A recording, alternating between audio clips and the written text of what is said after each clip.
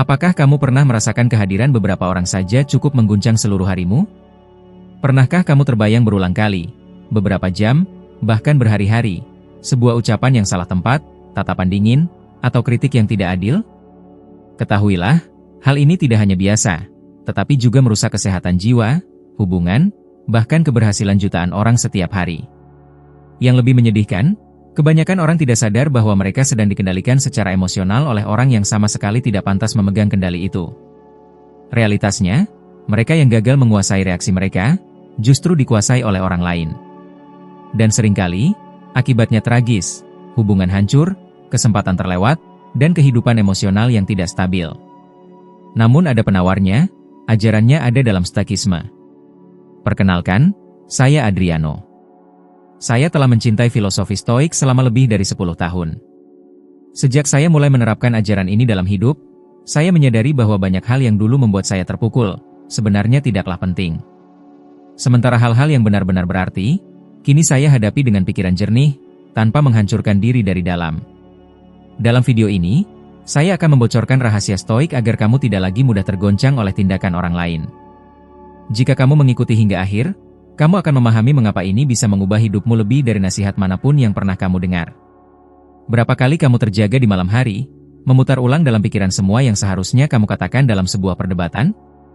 Atau menghabiskan waktu berharga dalam harimu untuk memikirkan mengapa seseorang bersikap begitu kasar, begitu dingin, atau begitu tidak adil padamu? Kebanyakan orang terjebak dalam siklus penderitaan emosional tanpa akhir karena mereka percaya, meski tanpa sadar, bahwa mereka bisa mengendalikan orang lain. Apa yang dipikirkan, apa yang dirasakan, bagaimana mereka bertindak, bagaimana mereka merespons. Padahal itu hanyalah ilusi, mungkin salah satu yang paling merusak. Epiktetos menjelaskannya dengan tegas, ada hal-hal yang ada dalam kendali kita, dan ada hal-hal yang tidak. Segalanya bermula dari pemisahan itu.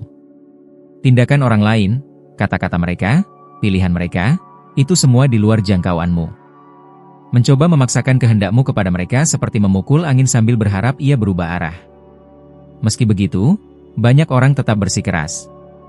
Mereka berusaha meyakinkan orang lain agar lebih sopan. Mereka membuktikan bahwa mereka benar. Mereka berusaha menyenangkan dengan harapan akan diperlakukan adil. Dan ketika itu tidak terjadi, muncul kekecewaan, kemarahan, dan kecemasan. Bayangkan ini dalam kehidupan nyata, sebuah rapat kerja. Kamu tampil sepenuh hati, mempresentasikan proyek yang matang, dan berkomunikasi dengan jelas. Namun di akhir, atasanmu tidak mengangkat pandangan dari layar komputer dan hanya berkata, ini belum memadai. Seketika, detak jantungmu berdebar, tenggorokanmu terasa sesak, dan pikiranmu bergumam, apalagi yang bisa kulakukan? Disinilah ajaran Stoik berperan, seperti bilah pisau yang memotong ilusi. Usahamu ada dalam kendalimu. Pendapatnya tidak. Dan jika kamu membiarkan hal itu menguasaimu, kamu menyerahkan kekuatanmu ke tangan seseorang yang bahkan mungkin tidak memikirkannya 2 kali sebelum mengucapkannya. Penyerahan emosional inilah, sayangnya, yang mengendalikan perilaku jutaan orang setiap hari. Beberapa orang menjadi reaktif, pahit, bahkan kekerasan karena menolak menerima bahwa dunia luar itu tak terduga. Inilah kesalahan terbesar. Kamu tidak diciptakan untuk mengendalikan dunia, melainkan untuk mengendalikan dirimu di dalamnya. Contohnya, Charlie Sheen, seorang aktor bertalenta luar biasa yang mencapai puncak industri hiburan, tetapi kehilangan segalanya. Mengapa? Karena ia selalu merespons kritik, tekanan, dan kekecewaan secara impulsif. Ia percaya harus menguasai segalanya. Namun saat berupaya mengendalikan segala hal di sekitarnya, ia justru kehilangan apa yang paling berharga, ketenangan jiwa, reputasi, dan akhirnya karirnya. Sekarang bayangkan sebaliknya, Keanu Reeves, yang mengalami tragedi yang bisa menghancurkan siapapun secara emosional, tetap tampil tenang. Mengapa? Karena ia mengerti penderitaan tak bisa dihindari, tetapi keputusasaan adalah pilihan. Ia tidak berusaha mengubah masa lalu atau mengendalikan pandangan orang lain. Ia hanya menjalani apa yang ada dalam kendalinya, bertindak benar, berbicara dengan hormat, dan memelihara martabat dalam keheningan. Dan ini bukan sekadar kebijaksanaan kuno. Ilmu pengetahuan modern menegaskan apa yang telah diketahui para Stoik selama ribuan tahun. Berdasarkan American Psychological Association, hampir 2/3 orang yang mengalami stres kronis menyatakan bahwa sebagian besar penderitaan mereka berasal dari hubungan antar pribadi. Artinya, Faktor manusialah yang paling merusak keseimbangan emosi. Bukan kemacetan, bukan cuaca, bukan uang, melainkan cara kita saling memperlakukan dan harapan kita pada orang lain. Bagaimana jika kamu membalik logika itu? Alih-alih berharap orang lain berubah, cobalah menjadi secara emosional tak tergoyahkan. Bukan berarti dingin, menjauh, atau acuh. Sebaliknya, itu berarti bertindak dengan jelas, merasakan tanpa tenggelam, mendengarkan tanpa kehilangan diri. Semuanya mungkin jika kamu memandang setiap interaksi sebagai tantangan untuk dirimu sendiri. Ada yang memprovokasi? Tantangannya, apakah kamu akan tetap teguh atau bereaksi impulsif? Diabaikan? Tantangannya, apakah hatimu akan terkikis atau kamu akan melangkah dengan bermartabat? Setiap saat, stoikisme mengundangmu membuat pilihan. Inilah perubahan kuncinya, kamu mungkin tidak mengendalikan apa yang orang lain lakukan padamu, tetapi selalu bisa memilih bagaimana menanggapinya. Kamu bisa menarik napas dalam-dalam, menatap mantap, dan melanjutkan langkah. Karena pada akhirnya, seperti kata para stoik, orang yang merdeka adalah yang tidak diperbudak oleh emosi orang lain. Mungkin sekaranglah saatnya kamu mulai mempraktikkan kebebasan itu. Karena jika kamu tidak menguasainya, seseorang, atau sesuatu, selalu akan menguasaimu. Pernahkah kamu merenungkan berapa banyak keputusan dalam hidupmu yang dibentuk bukan oleh keinginanmu, melainkan oleh ketakutan akan penilaian orang lain?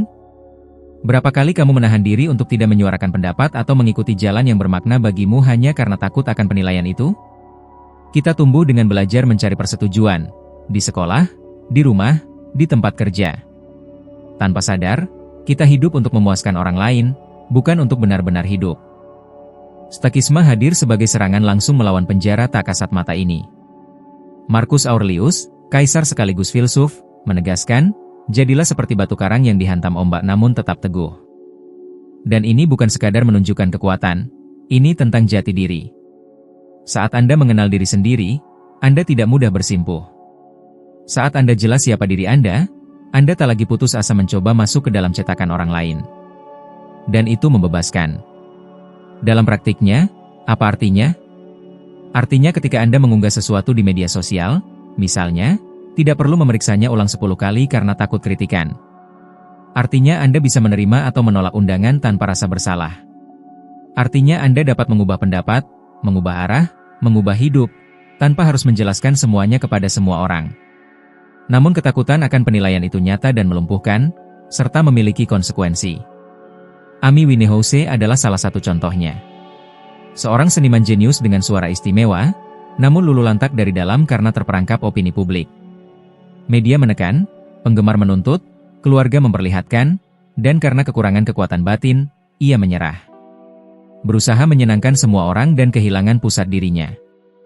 Hasilnya, kehilangan terbesar dalam dunia musik, bukan karena kurang bakat, tetapi karena harapan eksternal yang berlebihan. Tragedi semacam ini, sayangnya, lebih sering terjadi daripada yang kita kira. Dan pelajarannya jelas, jika Anda tidak menentukan siapa diri Anda, dunia akan melakukannya untuk Anda. Dan dunia, Adriano, kejam. Hari ini memuji, besok menghakimi. Jadi Anda membangun hidup di atas prinsip, atau tepuk tangan. Padahal tepuk tangan tidak akan menjamin siapapun. Sekarang, perhatikan contoh Joaquin Phoenix. Seorang aktor yang juga hidup di bawah sorotan, tetapi memilih jalan sebaliknya.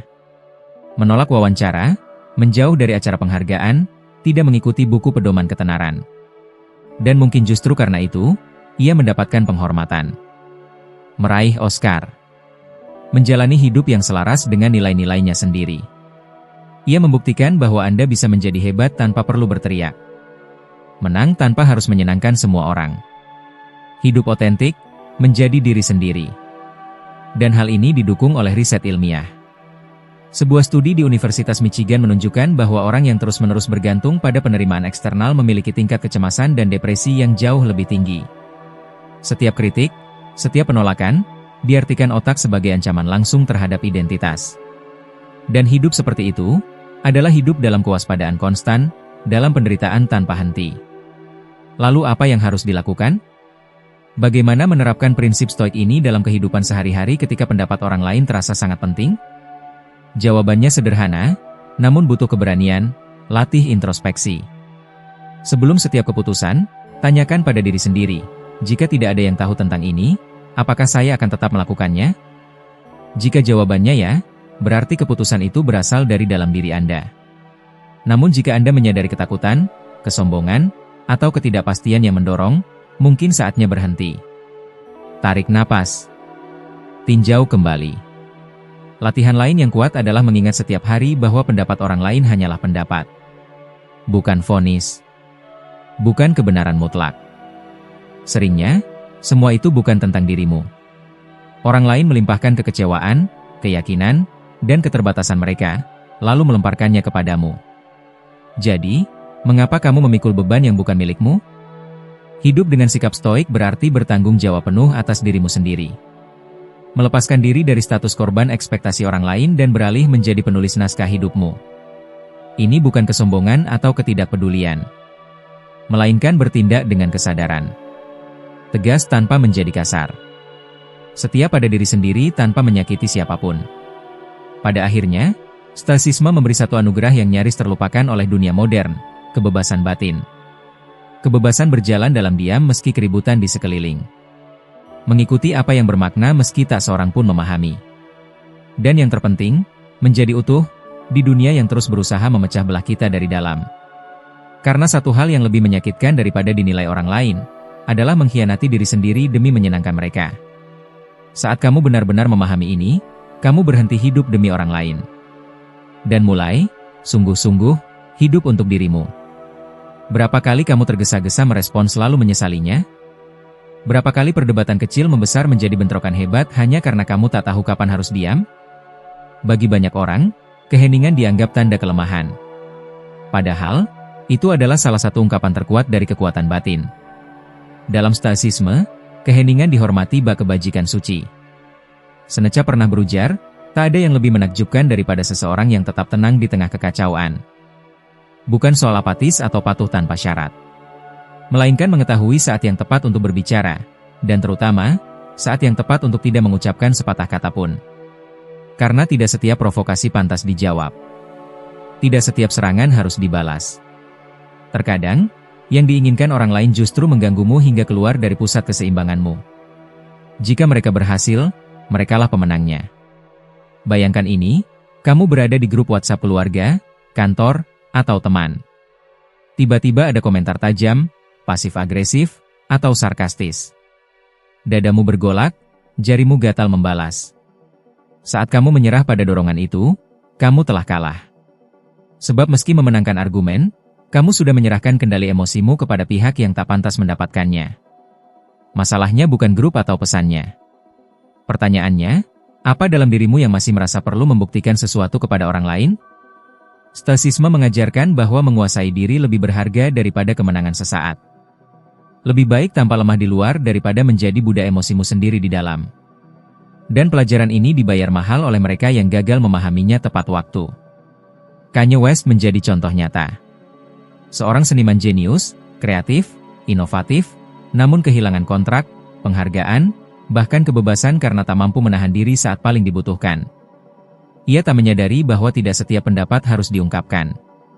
Tidak setiap pikiran perlu diubah menjadi pernyataan publik. Dunia ini bukan ruang pengakuan, dan impulsivitas adalah jebakan yang dapat meruntuhkan apapun yang telah kamu bangun. Sekarang lihatlah kontrasnya. Barack Obama, meski berulang kali diserang, selalu menjaga sikapnya. Ia menjawab dengan tegas, namun tanpa agresi. Ia lebih suka mengamati daripada langsung bereaksi. Ketenangan yang terencana dan pengendalian diri itulah yang menjadikannya salah satu pemimpin paling dihormati di masa modern.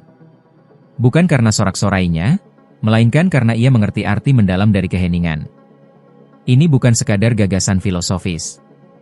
Ilmu pengetahuan pun mengakui nilai keheningan dan pengendalian diri. Sebuah penelitian yang dipublikasikan di jurnal psikologi eksperimental menunjukkan bahwa orang-orang yang melatih penahanan verbal menikmati tingkat stres yang lebih rendah, risiko depresi yang lebih kecil, dan perasaan emosional yang lebih merdeka. Setiap kali Anda sengaja memilih diam, Anda memperkuat kendali korteks prefrontal, bagian otak yang bertanggung jawab atas keputusan rasional, atas amigdala, yang memicu respons emosional hebat. Dengan kata lain, diam juga adalah latihan neurologis untuk kemajuan diri.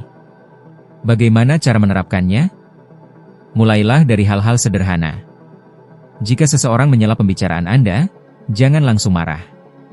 Tarik napas dalam-dalam, dengarkan, lalu jawab dengan tenang, atau pilih untuk tidak menjawab sama sekali.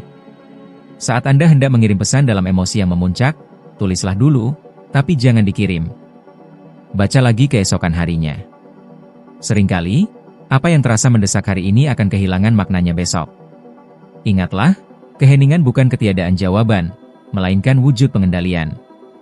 Anda memutuskan untuk tidak menyalakan api lagi. Anda membangun benteng melawan kekacauan luar demi menjaga kedamaian batin. Ini sangat berbeda dari diam karena takut. Ini memilih diam dengan sengaja. Sebagai strategi. Sebagai kebijaksanaan. Dalam dunia yang memuji mereka yang paling lantang, yang berteriak, yang mendominasi, para stoik justru menghargai kebalikan itu. Mereka yang tak perlu membuktikan apapun, yang tak kehilangan keseimbangan, yang tetap teguh sementara sekitarnya tenggelam dalam dorongan impulsif. Mungkin kini Anda berhadapan dengan sosok sulit, orang yang memprovokasi, menguji, hingga membuat Anda kehilangan kendali.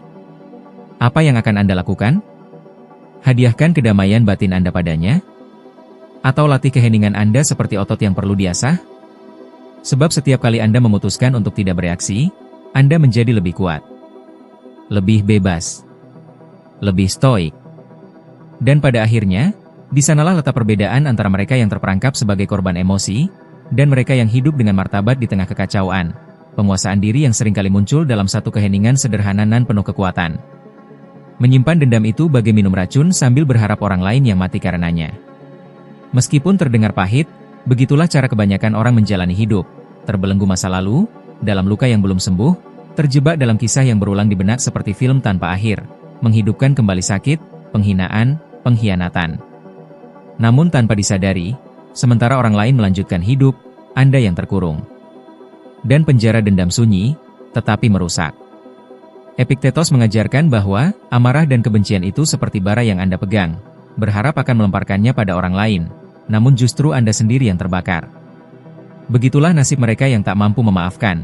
Dendam berubah menjadi ketegangan di tubuh, tekanan pikiran, kecemasan yang terus-menerus. Dendam merembes ke dalam hubungan, impian, pilihan hidup. Akhirnya, Anda melihat dunia melalui lensa luka yang terus menganga. Di tempat yang semestinya ringan, kamu malah merasakan beban yang berat. Di saat seharusnya terjalin keakraban, kamu justru mendirikan tembok. Namun stoikisme menawarkan sudut pandang radikal. Melepaskan dendam bukan pertanda kelemahan, melainkan kebebasan. Karena selama kamu terus terikat pada perlakuan orang lain, kamu akan hidup sebagai tahanan emosi. Dan tak peduli apa kata mereka, apa yang mereka kerjakan, atau berapa lama keadilan tertunda, jika kamu tidak melepaskan jangkar itu, kamu tidak akan bergerak maju. Bayangkan sebuah skenario nyata. Seseorang yang sangat kamu percayai, mungkin teman dekat, anggota keluarga, atau pasangan, tiba-tiba mengkhianatimu. Ia membuka aibmu. Ia berdusta. Melakukan persis apa yang tidak pernah kamu sangka darinya. Reaksi spontanmu adalah menutup hati, memasang benteng, dan menjadikan rasa sakit itu sebagai senjata. Namun senjata itu kembali melukai dirimu sendiri. Karena saat amarah mendorongmu, ia juga menggerogoti batinmu. Kamu bangun dan tidur bersama amarah itu. Ia membentuk cara pandangmu pada orang lain. Dan seiring waktu, membentuk cara pandangmu pada diri sendiri. Mike Tyson adalah contoh nyata. Salah satu petinju terhebat sepanjang masa, namun di berbagai fase hidupnya ia dikuasai oleh kemarahan. Ia bereaksi dengan kekerasan, agresi, dan tindakan yang tergesa-gesa. Ia tidak mampu meninggalkan masa lalu. Dan itu menimbulkan konsekuensi berat, kehilangan harta, reputasi, bahkan kebebasannya. Bukan karena kekurangan bakat, melainkan akibat kepahitan yang berlebihan, karena ia tidak memaafkan, baik orang lain maupun dirinya sendiri. Sekarang, pikirkan seseorang yang memilih jalan sebaliknya. Nelson Mandela. Seorang pria yang dipenjara secara tidak adil selama 27 tahun, melewati kesunyian, penderitaan, dan ketidakadilan sepanjang waktu itu. Ketika ia akhirnya dibebaskan, semua orang menantikan balas dendam, pembalasan, dan kemarahan yang menumpuk. Namun ia memilih hal berbeda, ia memaafkan. Ia merangkul para penindasnya. Dan dengan melakukan itu, ia tidak hanya membebaskan dirinya, melainkan juga membebaskan satu bangsa. Karena melepaskan kemarahan sejati bersifat transformatif, ia tidak mengubah masa lalu, tetapi mengubah sepenuhnya beban yang kamu pikul darinya. Ilmu pengetahuan pun mendukung hal ini.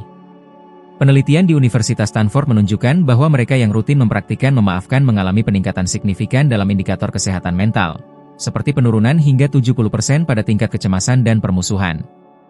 Selain itu, mereka melaporkan kepuasan yang lebih besar dalam hubungan dan perasaan kebebasan emosional yang lebih mendalam. Sebab orang yang memaafkan berhenti hidup dalam mode bertahan hidup, lalu mulai benar-benar hidup. Lalu, bagaimana melakukannya dalam praktik? Bagaimana memaafkan orang yang begitu dalam menyakitimu? Langkah pertama adalah memahami bahwa memaafkan bukan berarti melupakan. Bukan berpura-pura seolah tidak ada apa-apa. Melainkan mengakui bahwa itu terjadi, dan memilih untuk tidak membawa beban itu lagi. Seperti menatap bekas luka, ia ada, tetapi tidak lagi menimbulkan rasa sakit. Ia mengingatkanmu pada pengalaman itu, namun tidak lagi menjebakmu. Dalam praktik stoik, kamu bisa menulis surat, bukan untuk dikirim, melainkan untuk membersihkan hati. Tuangkan di atas kertas semua perasaanmu, amarah, kekecewaan, dan kepedihan. Semua. Kemudian bacalah seolah-olah kamu mendengarkan orang lain curhat. Lambat laun, kamu akan menyadari bahwa beban itu tidak perlu lagi kamu pikul. Karena memaafkan bukan hadiah untuk orang lain, ia adalah tindakan bagi dirimu sendiri, demi kesehatan jiwamu, demi kebebasanmu. Dan meski jalannya tampak berat, kamu tidak sendiri. Setiap orang pernah terluka. Setiap orang punya kisah yang belum usai. Namun tidak semua memiliki nyali untuk sembuh. Disinilah ajaran stoikisme mengajakmu memilih, terus terbelenggu oleh luka, atau tumbuh bersamanya. Memaafkan adalah wujud kekuatan tertinggi yang bisa kamu tunjukkan. Sebab dengan itu kamu menegaskan, aku mengambil kendali. Aku memilih untuk tidak membiarkan lukaku ini mendefinisikan siapa aku.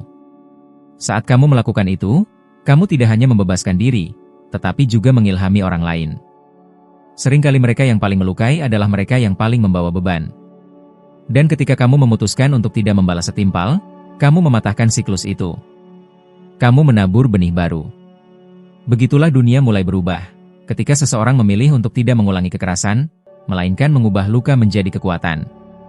Mungkin inilah momenmu, momen untuk melepaskan, untuk membiarkan pergi, dan untuk menyadari bahwa masa lalu mungkin pernah mencederai, tetapi tidak harus menentukanimu.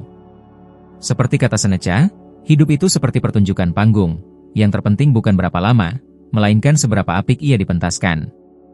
Dan mungkin memaafkan adalah adegan paling berani dalam lakonmu ini. Kekuatan sejati tidak terletak pada mengendalikan orang lain, melainkan pada menguasai diri sendiri. Saat kamu memahami ini secara mendalam, kamu akan sadar bahwa tak ada yang mampu menggoyahkanmu, bukan hinaan, bukan tatapan sinis, bukan kritik yang tidak adil. Dan itulah kebebasan terbesar yang dapat kamu raih, kebebasan batin. Menerapkan ajaran stoikisme ini hari ini, bukan besok, bukan ketika segala sesuatunya tenang, melainkan sekarang, berarti memulai hidup dengan lebih ringan, lebih jernih, dan lebih kuat.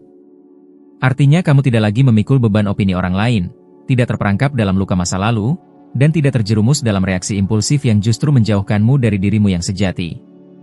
Jika kamu sudah sampai di titik ini, ketahuilah, kamu telah mengambil langkah besar. Langkah yang tidak banyak orang berani jalani, karena butuh keberanian untuk menengok ke dalam dan menguasai pikiran sendiri. Sekarang saatnya melangkah maju. Video berikutnya ada di layar ini. Tontonlah. Karena di dalamnya, kamu akan menapaki satu tangga lagi dalam perjalananmu menuju perkembangan stoik. Kamu akan menjadi 1% lebih baik daripada dirimu saat ini. Terima kasih telah bersamaku sampai di titik ini. Aku menantimu di video selanjutnya.